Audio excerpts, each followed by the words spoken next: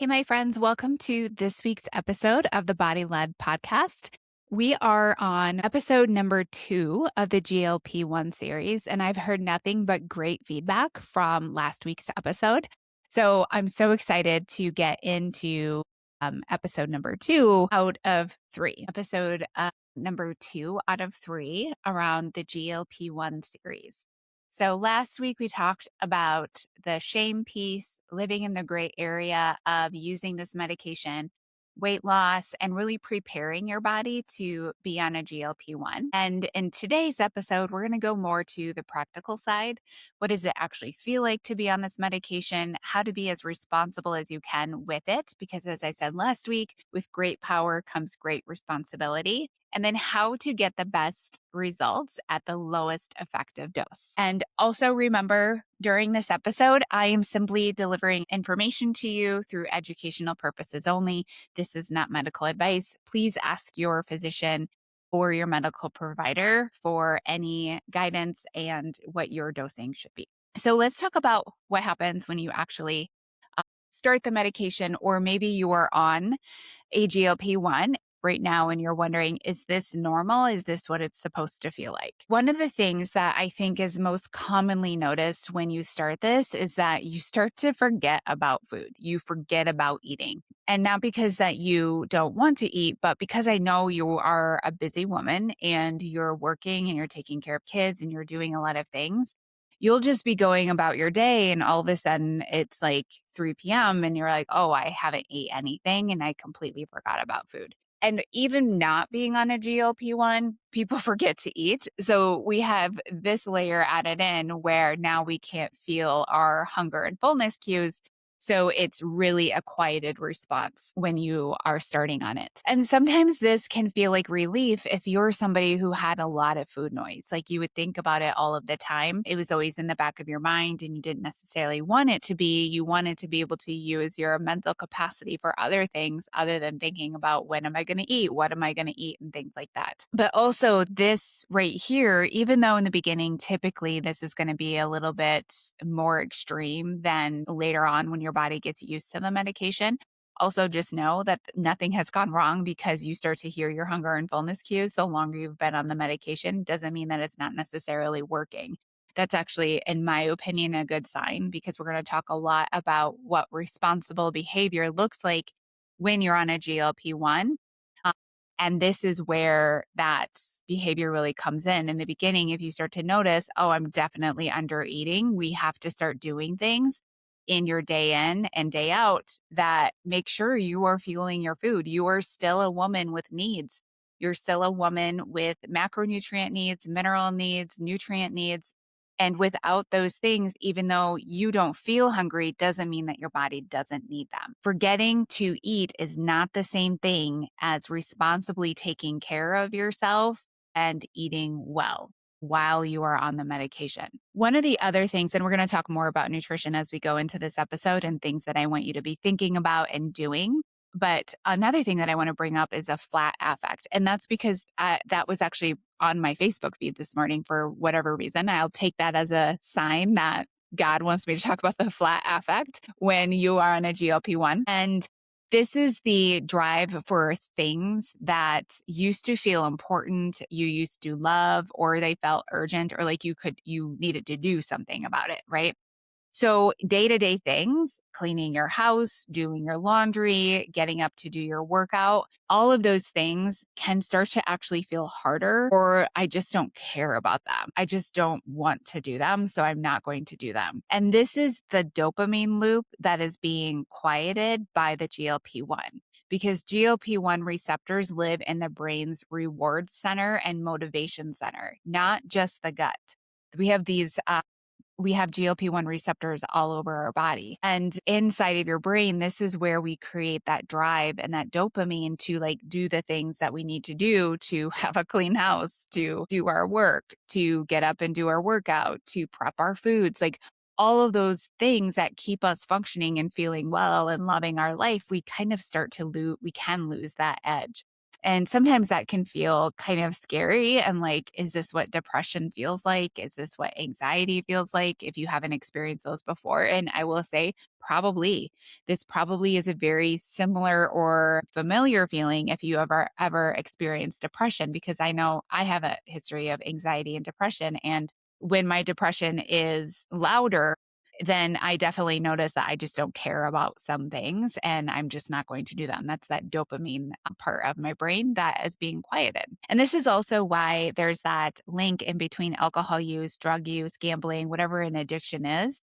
It dampens that reward center inside of the brain and actually allows people who have an addiction to start to recover with the use of this medication. But it also is going to impact your like vitality.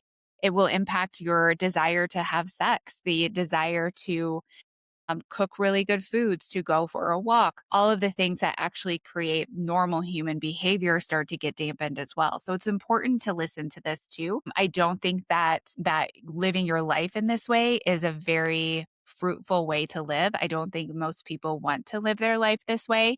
Um, so if you're noticing that you definitely feel very flat most of the time, I would definitely take a look at your dosage and ask yourself, am I taking the lowest effective dose? Which we're going to talk more about that. But I do want to bring this up because it is important for women who already have a dysregulated nervous system, which is a lot of my audience, because you hear me talk about your nervous system a lot. And we know our nervous system is driving a lot of our behaviors.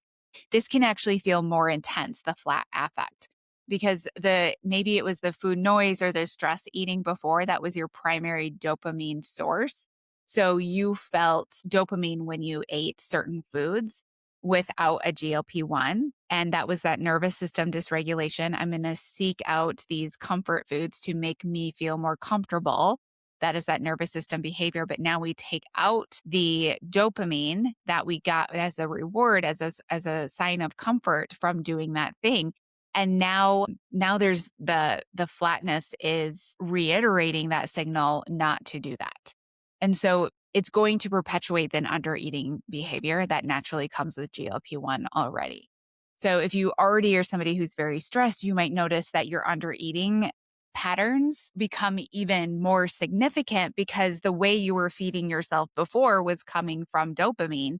And now you don't have dopamine and you can't hear your hunger and fullness cues. So we have a double whammy there on an undereating tendency. One of the ways that you can offset this side effect of flatness is to think about, how does my body create dopamine when I have a harder time knowing what to do to create dopamine, right? So you don't have that food driving behavior anymore. One of the best things that you can do is strength training. We're going to talk about muscle in this episode too, because it's super important. But strength training and using your muscle is one of the most reliable ways to regulate your dopamine naturally. We all know we feel better after we work out, specifically with weight training. And when we weight train, we will naturally, our brain will create dopamine again. And so this is a way for you to create your own dopamine. We do need dopamine by lifting weights and doing that because it's just a natural way for you to create it. Okay, so let's talk about the lowest effective dose. I've mentioned it a couple of times and what microdosing actually means, because microdosing is a term that has been thrown around. I'm so glad it is, because at first it was like, here's the medication and the FDA approved dose, and that's your option. And then there started to be more doctors coming out talking about microdosing and talking about the positive effects of microdosing and the lower incidence of side effects as well. Microdosing, however, is not a clinical term. It has not actually been defined by anybody. So when you see marketing, I see marketing, especially from larger companies, compounding pharmacy companies, that you can just go online and get a script without ever seeing a doctor. They're the ones that are really inappropriately using microdosing because they call it microdosing, but is it actually what we would consider to be microdosing, or is it actually just the standard dose or just a smidge below a standard dose? Also remember that these companies are making money based on how much medication they sell you. It's not in their best interest to give you a low effective dose. It's in their best interest to give you the highest dose that keeps you coming back. Remember, this is a business. This is marketing. and they're going to do things to get your money. And it's your responsibility to make sure that you're just taking what you actually want or need for your body to get the lowest effective dose. So how do you know if you're at the lowest effective dose or not? Well, first of all, knowing that you're not at it would be looking at your side effects. If your appetite is completely gone, you have that flat affect, you're losing a lot of hair, you have absolutely no drive, you're losing muscle, you're losing weight at more than 2 pounds per week, you are probably not at your lowest effective dose. You're past it. Like you're at an extreme amount that your body doesn't actually need. So think about like, we only have so many GLP receptors in our body. And if you've never taken this medication before, those GLP receptors are like babies, right? So when you put a whole bunch of GLP-1 inside of your body, those receptors get flooded, but you don't actually need all of that, right? It's not enhancing your result. It's probably just enhancing side effects. So more is not better. Optimal is best. So for reference, let's talk about some of the medications that you'll hear and see and what the dosing would be like. So we've heard of Ozempic and Semaglutide and Wegovy. Those would be in the same medication category. So they are Semaglutide. The brand names are Wegovy and Ozempic. Ozempic was approved for type 2 diabetes. Wegovy was approved for weight loss. This starts at a 0.25 weekly dose, and you will be stepped up by half of a milligram some providers will do it every week or every 4 weeks. So you can be moved up really quickly, or you could be moved up very slowly. But here's the thing. If you're seeing results at a low dose of 0.25, which is the FDA approved, this is not what we could consider as the lowest effective dose or even the microdose. There's no need to go up just because that's what the studies have done for people who have had extreme weight loss or diabetes. Doesn't mean that you have to. If you're getting results at the dose that you're at, there really is no point to going up, right? You're not getting a better result by going up if you're already getting a result. Does that make sense? You're actually just increasing the side effects of either the medication or the side effects of rapid weight loss. And we'll talk about side effects and the difference between those two. So when I think about a standard, or when I think about a microdose, when I look at a standard dose of 0.25, it is going to be on the edge of at least half of that. So if somebody was starting a quarter of a milligram, 0.25 milligram of a semaglutide, I would say start over way towards like a 0.1 and see how that goes. You can always go up. That's the thing. You can always go up to find your lowest effective dose.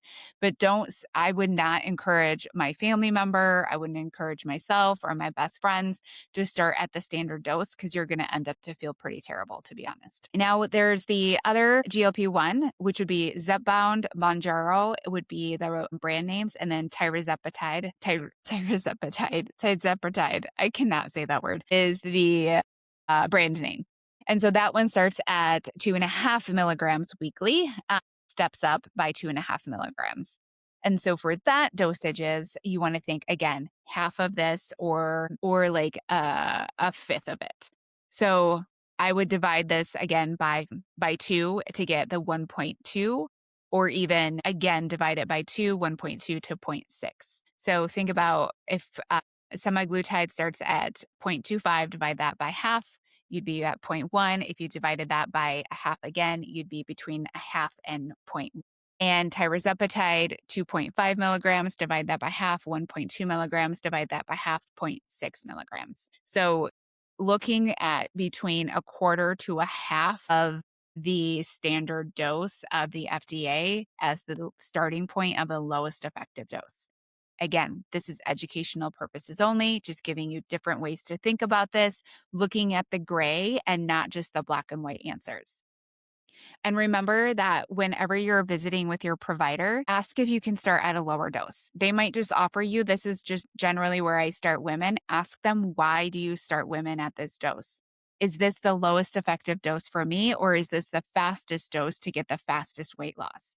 You want the lowest effective dose, not the fastest weight loss result. So ask questions when they ask you or when they tell you the dose to start at. Is this the lowest effective dose for me? Why do you start women here? What are side effects that women see here? What would be the benefit of me starting at half of this dose, right? Really ask questions. Be your own advocate when it comes to the dosing of these, because you're going to give yourself so much more room, like such a bigger runway with this medication to work really effectively for you with less side effects and with optimal results when you are starting at the lowest dose. So for my own example, I take Tirzepatide. I have taken it on and off for about 2 years. I use 1 milligram weekly, and this is lower than most microdosing definitions. And I use it specifically for inflammation and for my gut health. I don't use it specifically for weight loss, although when I first started I did lose weight. I've gained it back now. I didn't want to lose weight on it. I wanted to simply be able to recover better from my workouts because I'm somebody who easily becomes inflamed. I also have a very wonky gut, and this helps keep the inflammation inside of my gut a little bit lower. It also helps with my immune system response because GLP-1s are not just for weight loss. The beautiful thing is that they help with so many other things too, right? That's the beautiful thing about these medications is that there's other ways and benefits to using them as well. It doesn't have to be just weight loss. I apologize if you can hear my dog in the background today. There's another dog outside and she is having a fit. But I am responsible with this medication, right? I have stuck at this dosage for quite a long time. I go on and I go off of it. When I notice it's not working as well, I don't really want to go up in my dose. So if it's not working as well as what it had been doing, I just simply stop taking it because I'm not going to go up in my dosing. And I kind of just let my body reset without it, and then I'll do another stint of it. However, when I do take it, I am tracking my food. I did notice when I first started taking a GLP-1 that I was under eating and that I was just letting myself go without eating, forgetting about it, and then being like, oh my gosh, I'm really under on my nutrient intake. I'm tired. I'm not maybe sleeping well. I'm losing my hair. I had some of those side effects even on a really low dose. And so I am very diligent about my food intake. I'm making sure that I'm having more than optimal protein. I am tracking my micronutrients as well as my minerals and my macronutrients too. So making sure I'm getting enough calories. Typically, I'm somewhere between 1,800 to 2,000 calories a day. My protein is right around 145. I let my carbs and fats kind of just fall wherever they fall within those calorie ranges and that protein. And then I'm really tracking my micronutrients and my minerals because I did notice that I wasn't sure if it was a side effect of I was under eating for a little bit or if I was losing hair. And I also was going through some more stress. I had traveled. There was just a lot of things that I was like, I don't know why I'm losing my hair, but I need to be a little more responsible about my intake. So I track it. I track it meticulously. I don't create drama about it. This is information and this is helping my body. And that's simply all it is. The other thing is that I am diligent about my workouts and my recovery. So I'm lifting heavy. I'm lifting 3 to 4 times a week, depending on where I am in my cycle. I'm making sure that I stretch really well in between because like I said, I have inflammation. And that's one of the reasons why I'm using this is because my recovery would take long in between my workouts that I wasn't able to get more than 3 workouts in ever because I was really sore and inflamed and I wasn't able to go up in my weights. So my strength training and my nutrition are definitely a priority even at this dosage. So, and this is what I mean when I talk about making the medication work hard for you. So we're moving more into, I wanted to just put my own personal experience with this medication in, but now I'm going to move more towards not just the inflammation and autoimmunity spectrum of using this, but the weight loss is where we're going to go with most of the rest of the episode, just so you know. So making that medication work really hard for you and laying the foundation is really where I approach the proper and responsible way of using this. So medication is the tool. You need to develop the skills. Now, I know that you probably know these skills. I know that you know what to do. I also know that you're not doing them. And so I really am going to be like, call out your behavior here on if you're not doing the basics, the foundation while you're taking this medication. Because If you weren't doing the basics before this, you're definitely not doing it while you're on the medication. And so you want to make sure to let this GLP-1 work really hard for you while you lay your own foundation of great behaviors, great habits, and loving your results. Your results are going to be so much better when you do these things. So digestion first. GLP-1 really slows that gastric emptying. So if your gut is already sluggish, if you're constipated, you have reflux, you have bloating, you have gas, you have food sensitivities, we know that the GLP-1 is just going to exacerbate this. We know a GLP-1 is going to exacerbate this because this is one of the mechanisms of action, is that it slows gastric emptying, which is kind of the point of you're fuller longer. And that's because food is sitting in your stomach longer. That's not necessarily a great thing. That's why most of the women who come with me with digestive issues come to me, is because food is sitting in your stomach too long. And when food sits anywhere for too long, it grows bacteria. And if it grows bacteria, you're going to start to create a microbiome imbalance, which means you're going to have more bad bacteria, a low amount of good bacteria, and you're going to then end up with more gastric problems, more digestive problems. So one of the things that I will say for anybody on a GLP-1 that should be doing is taking digestive enzymes at every single meal. This will help break down your food and allow you to start to use those nutrients for energy and prevent that food from sitting in your stomach for too long. The second is blood sugar stability. This is your responsibility. The medication will quiet the hunger, and the medication actually does allow you to use your carbohydrates and your sugar more effectively. That's why it has been approved for diabetes. And that's why it actually works really well for weight loss, because it takes the sugar, the carbohydrate of that food, and actually increases your insulin sensitivity and moves that sugar inside the cell to be used for energy. However, you still cannot eat like an asshole on this. That means grabbing a handful of chips as you walk outside the door for dinner does not count as feeding yourself a well-balanced meal. It does not count for your dinner. Even if you're not hungry, it is your responsibility to eat, and it is your responsibility to create blood sugar stability as a foundation inside of your body. Because the truth is, when you eat that handful of chips, you're still having a blood sugar rise. It's just not as high as what it was before the medication, but you're still creating a spike, and any sort of spike will have a drop. And when you have a drop, that creates a stressor inside of the body. So when only chips sound good, or only a handful of crackers as you're walking outside the door sound good, or that's all you can get in, that is the medication talking. The choice is still yours to fuel your body well. Remember, protein is always going to come first. Protein is the priority. This will not only help with blood sugar stability, but it's also going to help with muscle retention. So protein, well-balanced meals. That means you have your protein, you have your fat, you have your fiber, and you have your carbohydrates at all of your meals, 3 core meals per day, even when you're not hungry. And I know that that feels counterintuitive. I know I'm somebody who's always teaching you how to listen to your body, teaching you how to listen to your hunger and your fullness. However, this is a different realm of responsibility. Now you have to do the things that are best for your body. You kind of have to look at yourself like a toddler who doesn't want to eat lunch, a toddler who doesn't want to eat dinner, a toddler just that wants to eat fruit snacks all day. That's kind of the behavior that it starts to create. And do you want to be the product of somebody who eats fruit snacks all day? I don't think you do. I think you want to be the product of somebody who feels really good in her body, who looks really good in her body. Someone who eats a handful of chips or crackers or fruit snacks to get through the day is not going to be that person. So be willing to call out your behavior while you are on this. And sometimes in the beginning, you're in a honeymoon phase. You're like, oh, I'm getting away with it. But it's the under eating consistently over time that creates the micronutrient deficiency. And that is when side effects really start to compound, right? And so this is where also muscle comes into the conversation. And how do you know if you're losing muscle or if you're losing body fat? Well, first of all, if you're in my experience, where I've helped hundreds, if not thousands of women at this point, is if you're losing more than a pound a week of weight, you are losing muscle. You are losing a significant portion of muscle, because the truth is that your body doesn't need muscle to survive. It needs fat to survive.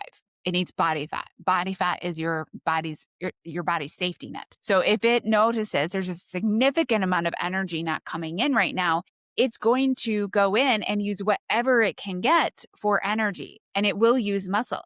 And then also, muscle is metabolically expensive.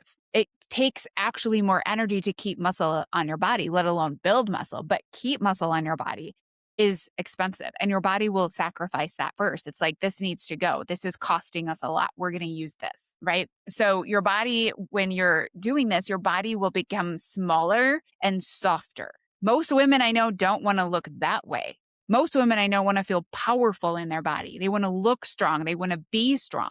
But when we don't take the responsible behaviors of using this medication, now we are creating a softer and smaller body. The world does not need softer, smaller women. The world needs more powerful women owning their choices, taking care of their body, and being responsible. You can use this medication, but you have to have responsible behaviors with it. You have to build that foundation. And muscle is one of those things. The other way we build and maintain muscle is that we use progressive overload with our workouts. We have got to stop lifting 5-pound dumbbells and calling it strength training, 10-pound dumbbells and calling it strength training. I asked somebody the other day, what do you use for your lower body when you lift weights at home? And she said a 15-pound dumbbell. Your groceries are heavier than a 15-pound dumbbell. You can lift heavier than that. You're not putting muscle on with a 15-pound dumbbell for your squats. You know better than that. Just checking it off the list is not enough when you're on this medication. You need to have your back. Lift heavier weights. Focus on progressive overload. Even if you are signed up with an online program that tells you what to do every single week, and maybe they are building those workouts for you and they're building them so that they build on each other and it makes sense, but you're not tracking your weights. You don't know how many reps you're doing. You don't know how many sets you're doing. You're not doing progressive overload. You're just going through the motions. You need to take responsibility and know what you're lifting every week. Did you do 12-pound dumbbells for your biceps last week? Did you do 10 reps? Did you do 3 sets? If so, how are you going to make it harder next week? You're not going to remember that the next time you pick up your dumbbells. Stop pretending like you remember what you lifted. I don't remember what I lifted yesterday.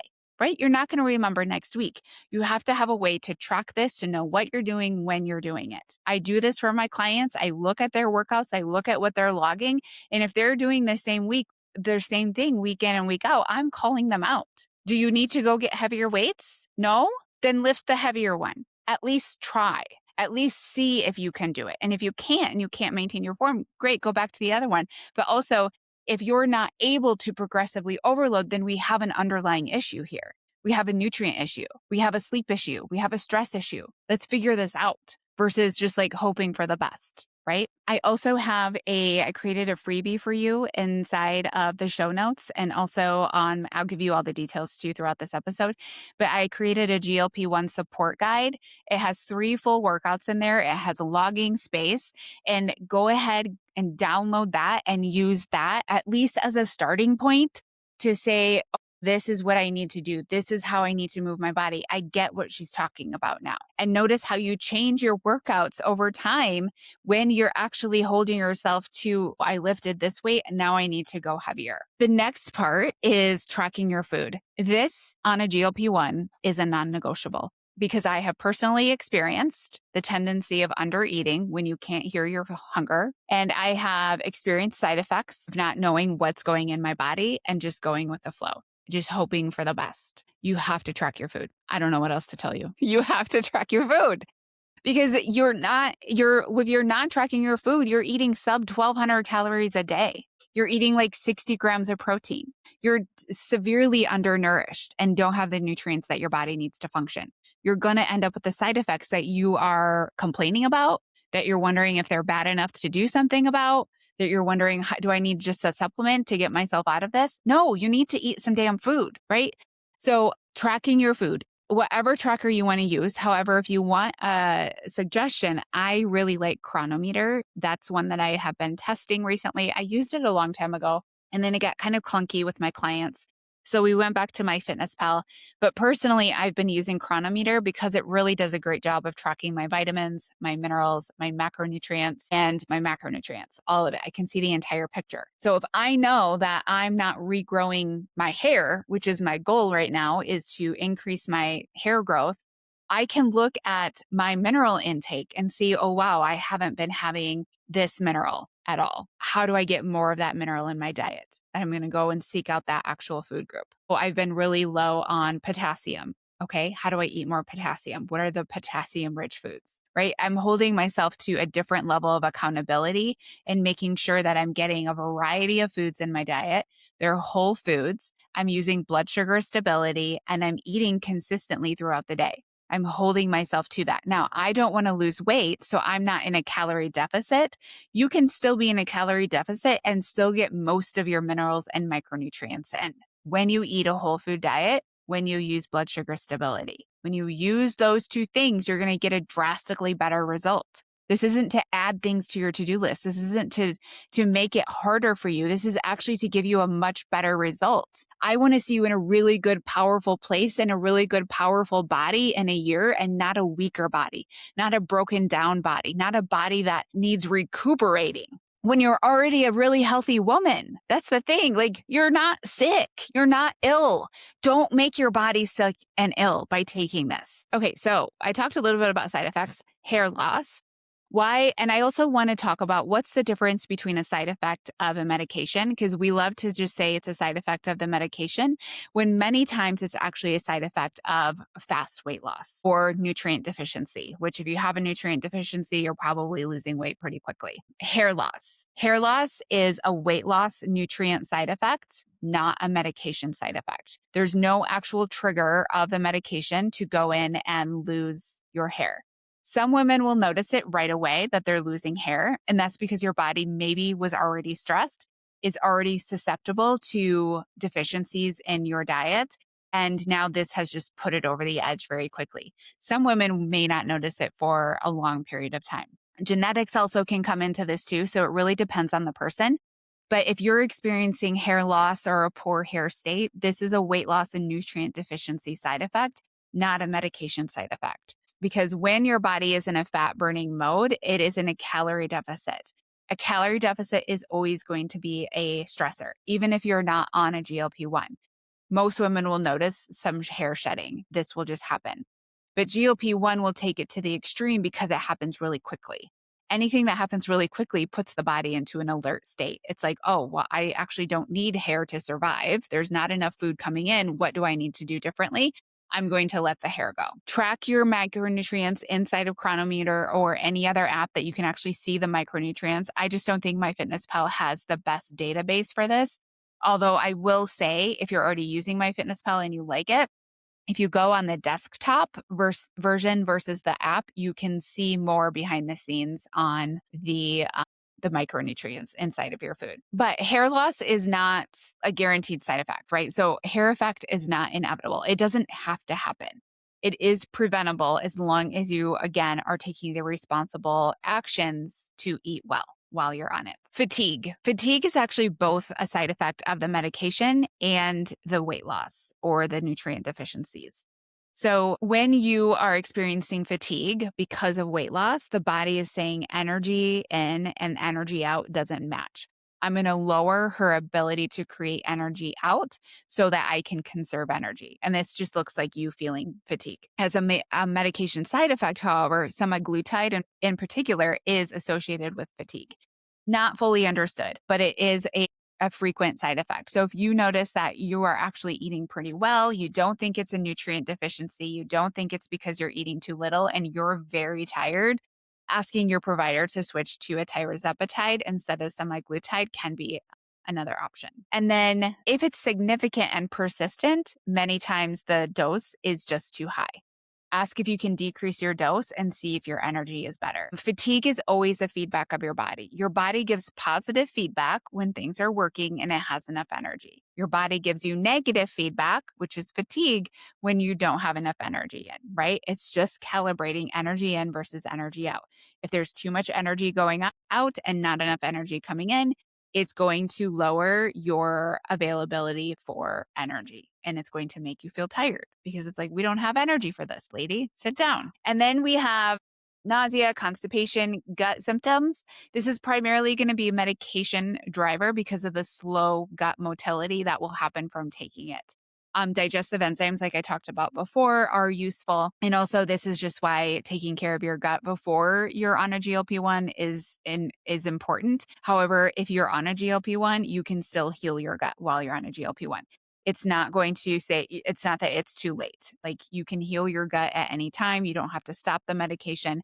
If that's anything that you're interested in, I have the gut healing program, which is a GI map test. We test your stool. I create protocols for you. We can heal your gut in real time while on a GLP-1. You can always message me on Instagram to do a consultation for that, and just send me the word consult and we can do that, or hit reply to any email. I'm not hard to find, right? Lastly, I will say in perimenopause, sometimes we can exacerbate hormonal symptoms, end up with heavier periods, heightened perimenopause symptoms, more hot flashes, a lower sex drive. And because when you lose body fat really quickly, you release stored estrogen from fat cells.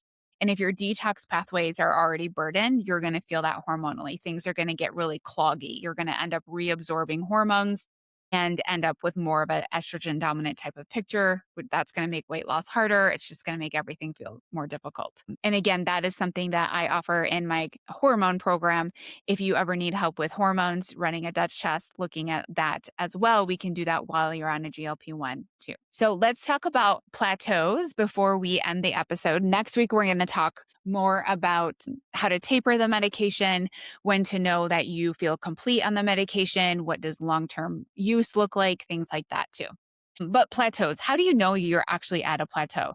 So inside of my practice, whenever a client is wanting to lose weight and nothing has happened in 4 weeks, and she has been doing the things, she's been eating well, blood sugar is stable. Also, we have set the foundation before her going into a weight loss phase. So that means her gut works well, her hormones are balanced, and then she's doing the things consistently. Not perfect, but consistent enough to create a result. And it's been 4 weeks, we can consider that to be a plateau. And then that's when I would adjust something in her protocol, her nutrition protocol. We go into a deeper calorie deficit. We maybe move macros around. We look at strength training. We look at cardio. For the sake of your health and the sake of your metabolism and the sake of your gut and the sake of your hormones, I'm going to stick with the same.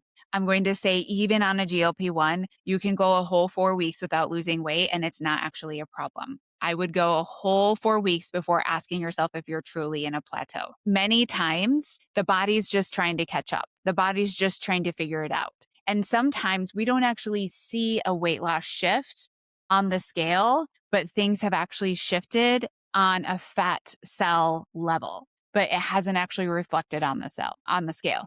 So what I mean by that is that the body has to actually go into the fat cell, remove and use that fat for energy. And what the body does is that it puts water into that fat cell to take up that space.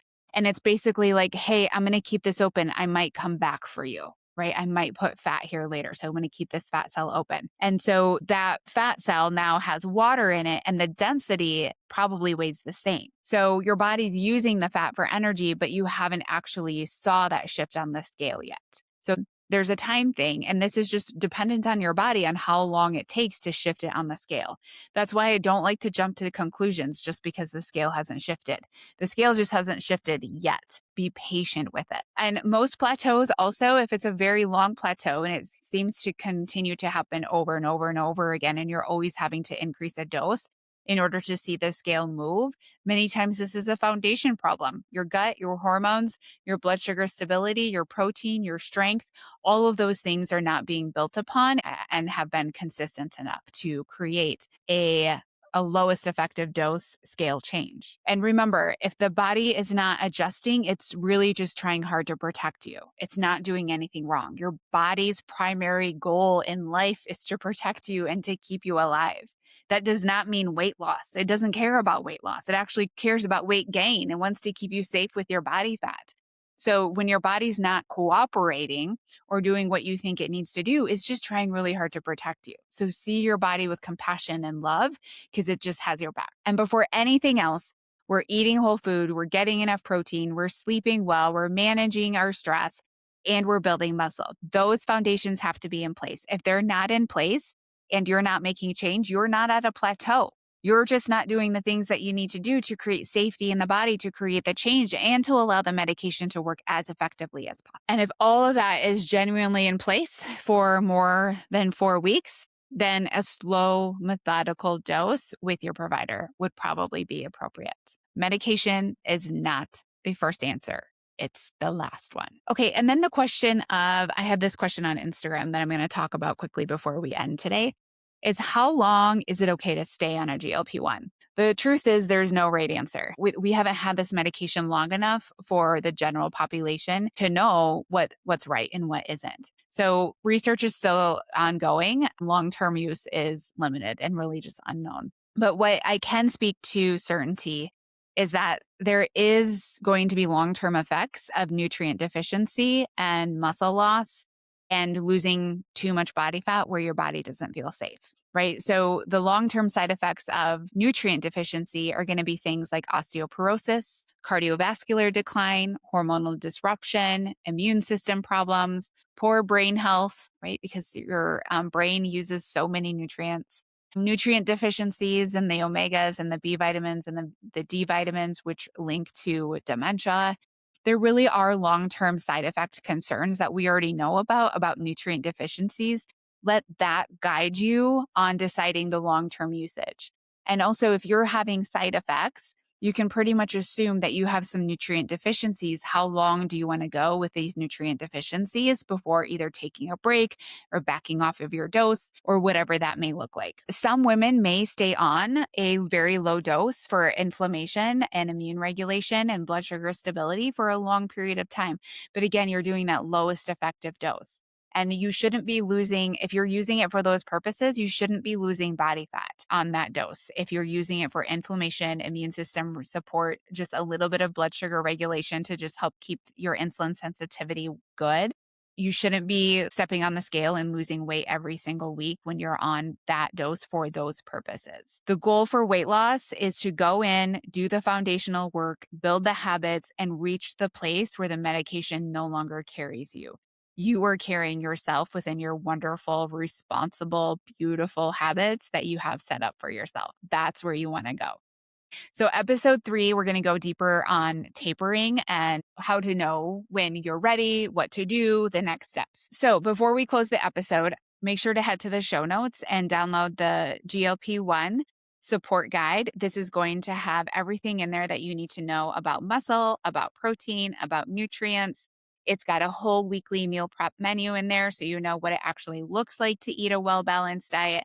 All of my wonderful tidbits inside of this document that you get to use to start your GLP-1 journey in the most responsible way. Because remember, women getting the best results are not taking the most medication.